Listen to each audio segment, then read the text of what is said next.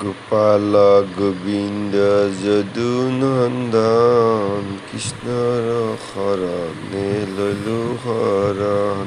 হয়, শ্ৰী শ্ৰী গোপাল থানত আপোনাৰ বংশৰ গোপাল থানৰ আপোনাৰ এয়া দৃশ্য দেখুৱাই আছোঁ। আপোনাৰ গোপাল থান প্ৰসিদ্ধ আপোনাৰ গোপাল মন্দিৰ। আপোনাৰ ইয়াতে প্ৰভু কৃষ্ণৰ আপোনাৰ বিগ্ৰহ আপোনাৰ ইয়াতে এই অঞ্চলত আপোনাৰ সমূহ শুৱালকুছি বামুণী বংশৰ উমাই দলিবাৰী এই অঞ্চলৰ আপোনাৰ সমূহ ভক্তপ্ৰাণী ইয়াতে আপোনাৰ নৈবেদ্য ইয়াতে আগবঢ়াই আৰু অন্ন গ্ৰহণ কৰে। আৰু ইয়াতে আপোনাৰ পৰিৱেশটো আপোনাৰ যিটো আপোনাৰ পৰিৱেশ এই অঞ্চলত আপোনাৰ পৰিৱেশটোৰ এটা মাহাত্য আছে। ইয়াতে আপোনাৰ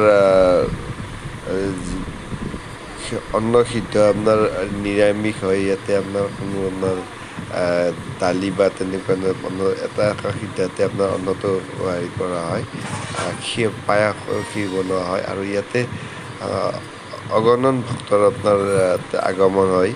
আৰু ইয়াতে আপোনাৰ এইটো গণেশৰ বিগ্ৰহ আপোনাৰ এই গণেশৰ মংগলময় গণেশৰ বিগ্ৰহটো আপোনাৰ এই গছডাল যিটো আছে আপোনাৰ এই বটবৃক্ষ অস্বস্থ বটবৃক্ষ যিটো, আৰু এই বটবৃক্ষটোৰ আপোনাৰ প্ৰকাণ্ড আপোনাৰ বটবৃক্ষ। ইয়াতে আপোনাৰ মৌৰ বাহ যিটো আপোনাৰ মৌ যিটো বুলি কয় আপোনাৰ এই মৌৰ বাহ আপোনাৰ এই গছডালত ওপৰলৈকে আপোনাৰ মৌৰ বাহ আছে। আৰু এই অঞ্চলটোত আপোনাৰ যিটো আপোনাৰ এই বায়ুৰ তাপমণ্ডলৰ উষ্ণতা আৰু ইয়াতে আপোনাৰ যিটো আপোনাৰ থিয় হৈ থাকে বা এনেকুৱা যদি ইয়াৰ তলত থাকে আপোনাৰ এচিত থকাৰ দৰে আপোনাৰ অনুভৱ কৰিব। আপোনাৰ যিটো খুব সুন্দৰ পৰিৱেশ কুল আপোনাৰ, আৰু ইয়াতে নিৰিবিৰি যিটো আপোনাৰ কুল আপোনাৰ ইয়াতে অনুভৱ কৰা যায় আপোনাৰ। আৰু সকলোৰে আপোনাৰ ইয়াতে মনৰ কামনা পূৰণ হয়। ইয়াতে আপোনাৰ স্থানত আপোনাক দেখুৱাই আছোঁ সম্পূৰ্ণ। আৰু ইয়াতে পৰিৱেশটো আপোনাৰ এই গছডালে আপোনাৰ গোটেই পৰিৱেশটোক এটা উন্নত ৰূপ দি আছে আপোনাৰ এই হেৰিটোত। ইয়াতে আপোনাৰ বটবৃক্ষৰ লগতে আপোনাৰ এইটো দেখুৱাই আছোঁ আপোনাৰ এইবিলাক মৌৰ বাহ, এই অজস্ৰ মৌৰ বাহ আছে, মৌবিলাক চাকবিলাক আছে, ওপৰলৈকে আপোনাৰ দেখাব নোৱাৰি। আৰু এই গছডালে আপোনাৰ গোপাল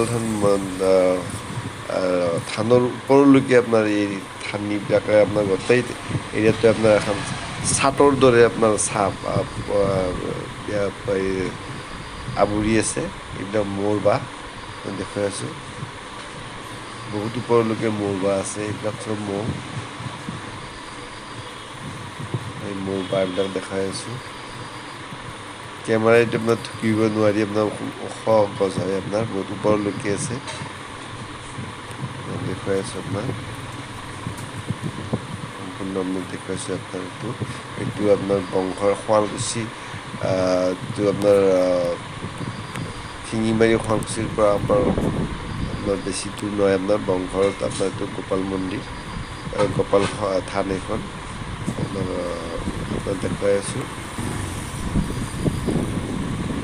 সম্পূৰ্ণ দেখুৱাই আছোঁ। ইয়াতে আপোনাৰ এইটো শিৱলিংগ আপোনাৰ এটা শিৱলিংগ স্থাপন আছে এটা ইয়াতে আপোনাৰ দেখুৱাই আছোঁ সম্পূৰ্ণ। আৰু ইয়াতে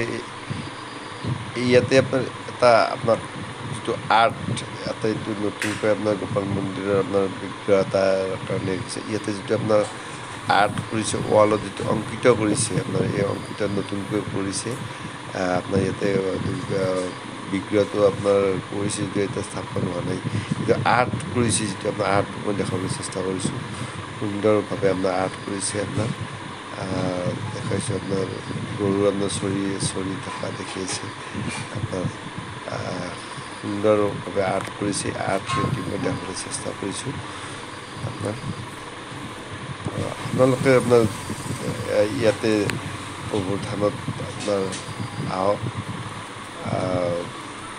আহিলে আপোনালোকে খুব ভাল আপোনাৰ পাব আপোনাৰ যিটো আপোনাৰ পৰিৱেশটো আপোনাৰ আচলতে মই আগতেও কৈছোঁ আপোনাৰ শ্ৰদ্ধা ভক্তিভাৱে বিচাৰিলে আপোনালোকক আৰু আহোঁতে আপোনাৰ এইখিনি দেখিছোঁ আপোনাৰ সুন্দৰ গছ ৰাস্তাৰ ওপৰতে কৃষ্ণ